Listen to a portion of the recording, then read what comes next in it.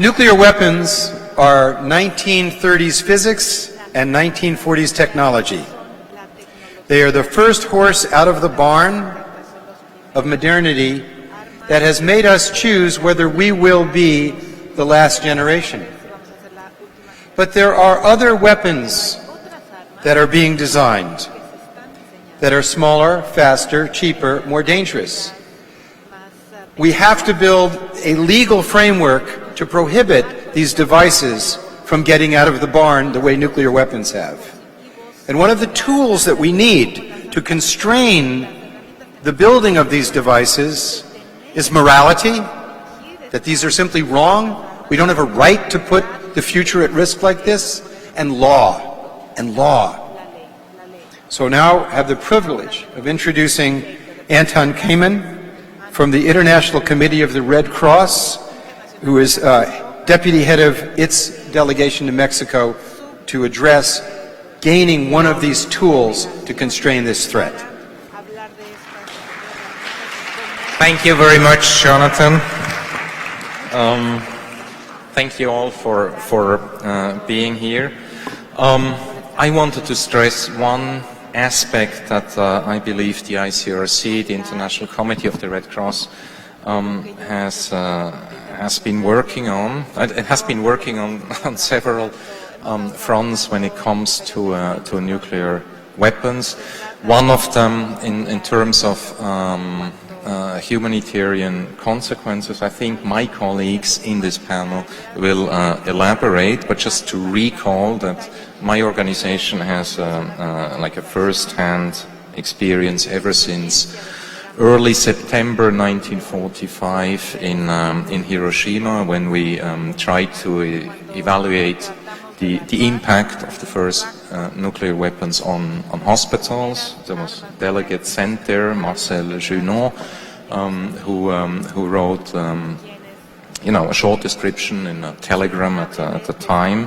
Rather impressive. And ever since then, we as an organization have been convinced that this weapon and the consequences it has, and we know even more about this today, simply should never ever being used.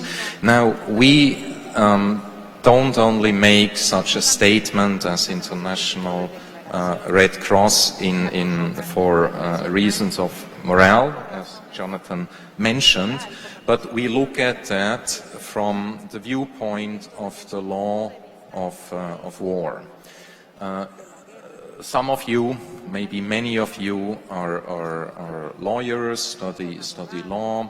You're familiar with international law, and one branch of that is international humanitarian law, or law of war, as it is called often by militaries or armed forces.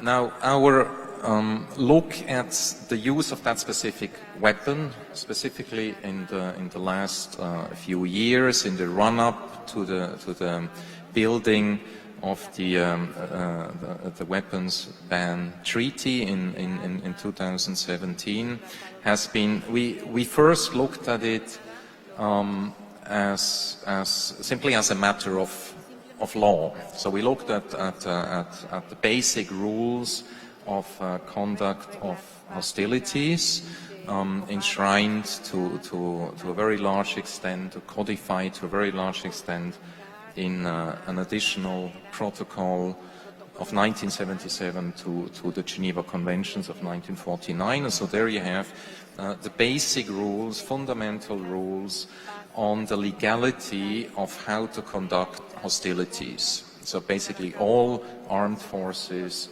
and even most armed groups apply these rules. So for instance, that there is a military objective, and what you can attack and neutralize is a military objective and others, or military personnel. On the other hand, you have civilians, civilian objectives, and those you can not attack. So a very basic rule of distinction. Or you have a rule on proportionality, meaning that the damage you cause to a military objective must not, and the military advantage you gain from that must not affect the civilian population or civilian goods.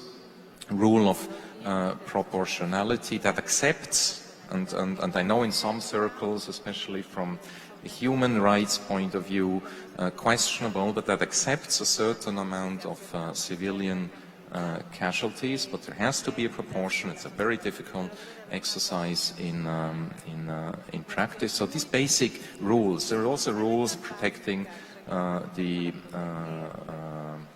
natural environment.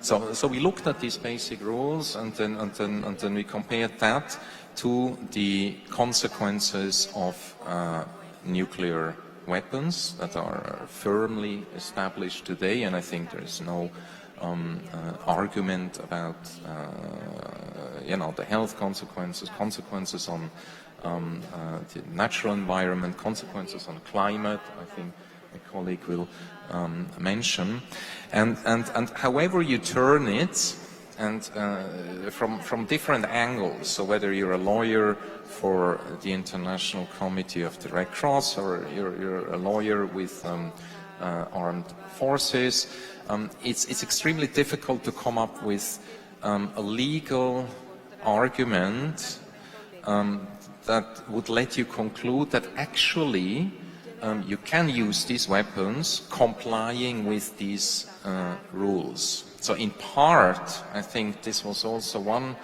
that difficulty and avoiding really to look at this was for a long time simply not a subject of debate. I mean, coming out of the Second World War, going into the 1950s, the Cold War, until the end of the 1980s, there was like some kind of a consensus blocking all efforts we wanted to make from time to time, to recall about the danger of these weapons, and it was always like somehow considered to be outside of the law. There is no such thing. So nuclear weapons, like earlier we heard from Jody about anti-personnel mines. I mean, all weapons, it's simply a matter of the law. No weapon is so special that it's not covered by the law. So a main problem and one of the motives, I believe, for the coming about of the treaty in 2017, and for the conviction of a growing number of states adhering to that treaty, by far not enough, and it's going much slower than we hoped in the beginning, is the realization that the use of this weapon is legally not compatible with international law. And this is what led to the making of a new norm in the form of the treaty of 2017. So I think when you as members of civil society, as young people, ask, okay, so what, and what can I do about that from here or from other countries? I think when you look at these legal implications and rules, which are not overly complex. So we're really talking about very fundamental rules. When you go into technicalities, of course, they become complex, but it's about fundamental rules, and I think it's a very strong argument when you have to explain and counter other arguments that invariably come up. In terms of, like, for security, we need nuclear weapons, and this is what guaranteed that there was no, at least no hot war in brackets. But there were many. I mean, during the Cold War, there were many, armed conflicts linked to this larger confrontation between East and West that Mr. Gorbachev this morning referred to.